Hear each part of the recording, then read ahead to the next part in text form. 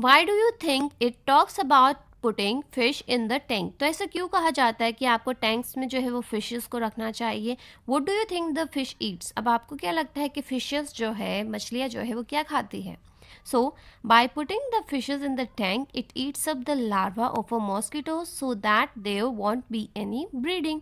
तो अगर आप बात करते हो फिशेस की, तो अगर आप फिशेस को टैंक वगैरह में रखते हो, सो व्हाट विल हैपन कि वो लार्वास जो है मॉस्किटोज़ की उसको खा जाती है, और उसकी वजह से जो ब्रीडिंग ही नहीं होगी, लार्वा जो है वो एक्चुअल में सर्वाइव नहीं करेगी, तो वो मॉस्किटो में कन्वर्ट नहीं होगी, और मलेरिया, डेंगू, चिकनगुनिया का जो प्रॉब्लम है वो सॉर्ट आउट हो जाएगा।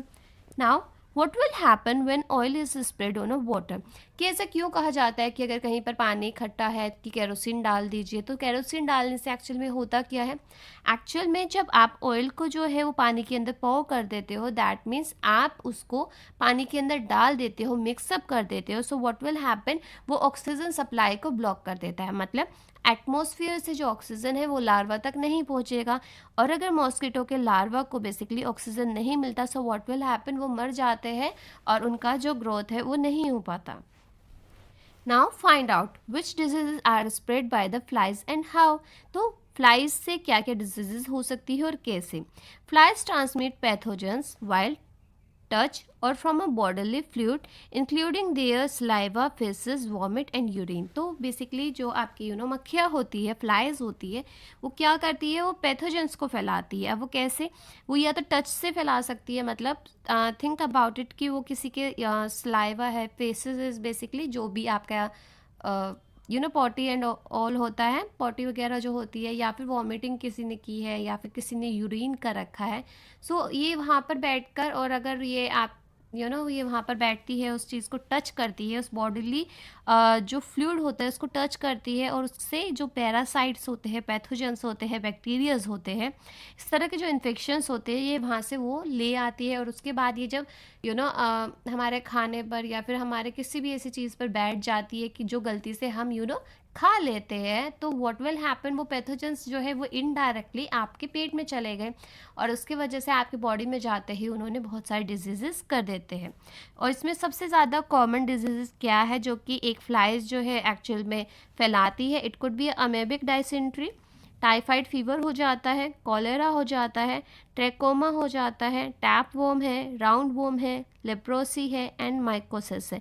सो ये सारे डिजीजेज है जो एक फ्लाई जो है वो एक्चुअल में फैला देती है। सो दैट इज़ वाई ये बोला जाता है कि आप अपने खाने को ऐसे ही मत छोड़िए, उसको हमेशा कवर करिए किसी न किसी चीज़ से, लाइक आप प्लेट से, कवर लिड से, किसी भी चीज़ से आप अपने खाने को कवर कीजिए, बिकॉज जब आप ऐसे खुला छोड़ देते हो, सो व्हाट विल हैपन, वहाँ पर मक्खी आकर बैठ जाती है, और आपको नहीं पता कि वो मक्खी कहाँ से आई है, या फिर उसकी बॉडी पर क्या क्या चीज़ें स्टिक इज़ देयर, मतलब जो चिपकी हुई है, तो वो डायरेक्टली क्या हो जाता है, पैथोजेंस को या पैरासाइट वगैरह को जो है वो ट्रांसमिट कर देती है टूवर्ड्स योर फूड और water. So that is why उगड़ा हुआ जो पानी है या खाना है आपको नहीं खाना चाहिए। It is not good for your health. Now mosquito check, divide your class into 2 और 3 ग्रुप। अब आप अपने पूरे क्लास को 2 से 3 ग्रुप में जो है वो डिवाइड कर दोगे। Each group will go around to check one area in a school and around it. और हर ग्रुप जो है वो आपके स्कूल के एक एरिया में जाएगा और वहाँ पर आसपास का एरिया जो है वो चेकआउट करेगा। It must carefully noted if water has been collected anywhere and mark right where it find stagnant water. और उसके बाद आप क्या करोगे, जब आप अपने आसपास घूमोगे स्कूल के अंदर जो भी एरिया आपको अलॉट किया जाएगा, आपको वहाँ पर ये देखना है कि आपका वहाँ पर कोई पानी जो है वो स्टेगनेंट वाटर, मतलब वहाँ पर ठहरा हुआ कोई पानी तो नहीं है, ऐसा तो नहीं है काफ़ी दिन से वहाँ पर पानी कलेक्ट हो रखा हो। अगर है तो आपको वहाँ पर टिक करना है, और अगर नहीं है तो फिर आपको क्रॉस कर देना है। सो अगर हम पॉट की बात करते हैं तो यस, वहाँ पर पानी होता है। कूलर में ज़्यादातर पानी फिलअप होता है, टैंक में पानी फिलअप होता है। Any open space in the school ground, कहीं ऐसा तो नहीं कि आपके स्कूल ग्राउंड के अंदर पानी कहीं पर इकट्ठा हो रखा, तो नहीं, ऐसा नहीं है।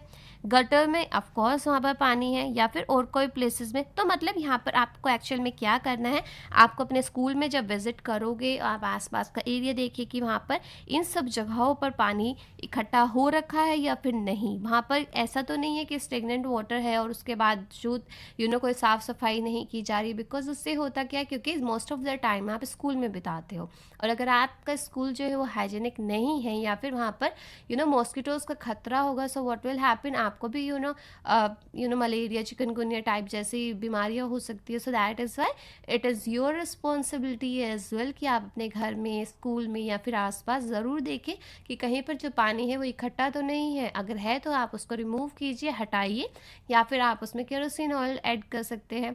ठीक है। Now since how many days has water collected there, और फिर आपको ये पता करना है कि उस जगह पर पानी जो है वो पिछले कितने दिन से कलेक्ट है, मतलब वहाँ पर इकट्ठा हो रखा है। The water has been collected there for almost a week, कि हमारे जो कूलर था, पॉट्स थे, जो अभी हमने यहाँ पर देखे हैं, तो यहाँ पर जो पानी है वो कम से come with in a week से इकट्ठा हो रखा है। तो next question can be, who is responsible for keeping this places clean, कि अब इन प्लेसेस को क्लीन रखने का रिस्पॉन्सिबिलिटी किसका है, कौन रिस्पॉन्सिबल है।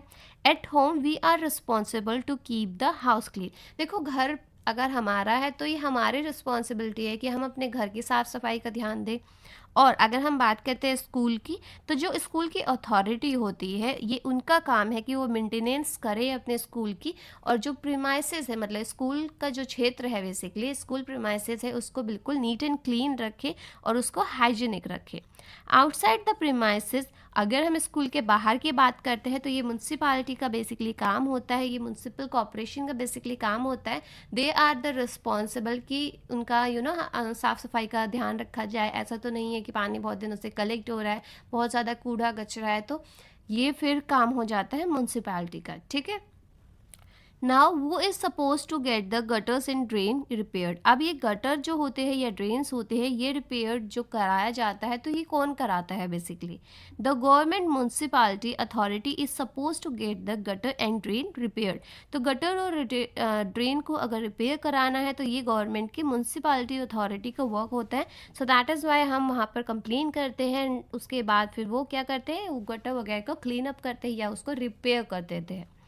Now can any larva be seen in the collected water, कि जहाँ पर आपने स्कूल के आसपास जो एरियाज देखे हैं, बेसिकली कहीं पर आपको लार्वा तो नहीं दिखा, मतलब मॉस्किटोज के लार्वास तो नहीं दिखे हैं। So yes, in the collected water there could be a larva, कि अगर पानी बहुत दिनों से कहीं पर इकट्ठा हो रखा है तो उसमें लार्वा होने के चांसेस बहुत ज़्यादा है। तो आपको ये चेकआउट करना होता है कि आपको उसमें कुछ हिलते हुए तो नहीं दिखाई दे रहे हैं, तो that could be a larva, वो लार्वा हो सकते हैं। Now has it caused any problem in the air area, right, तो क्या उसकी वजह से कोई उस एरिया के अंदर कोई प्रॉब्लम है और क्यों।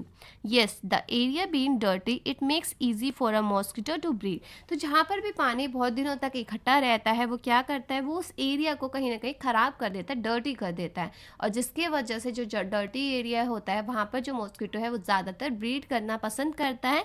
और अगर वहाँ पर ब्रीड हो जाता है, सो व्हाट विल हैपन, वहाँ पर जितने ज़्यादा मॉस्किटोज़ है उतना ज़्यादा खतरा हो जाता है आपकी जितने भी मॉस्किटो वाली डिजीज़ है उससे।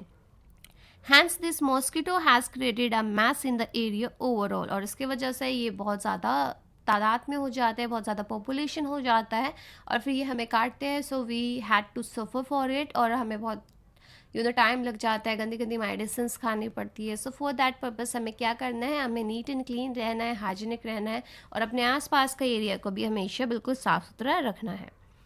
नाउ मेक अ पोस्टर, आपको एक पोस्टर बनाना है in your group.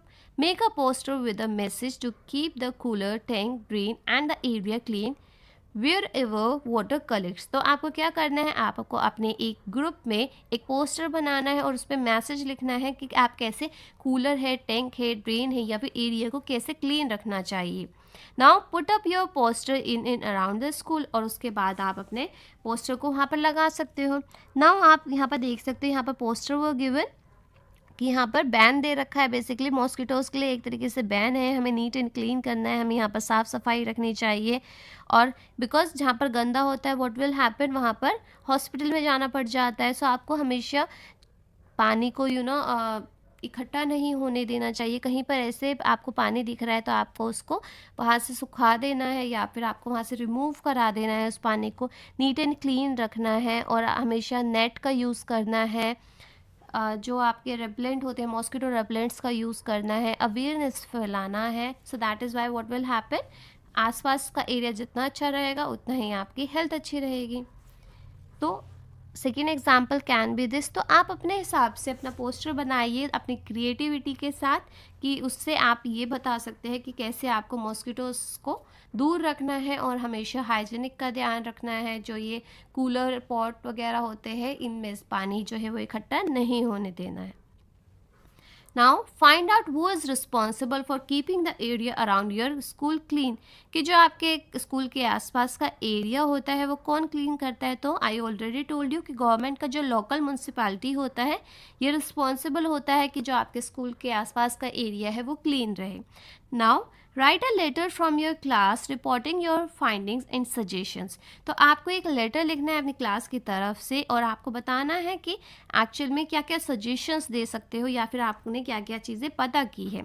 Find out to whom the letter should be written and to which office it should be send, अब आपको ये पता करना है कि आपको लेटर में क्या लिखना है और उसके बाद आपको किस तरह के ऑफिस में उसको भेजना है।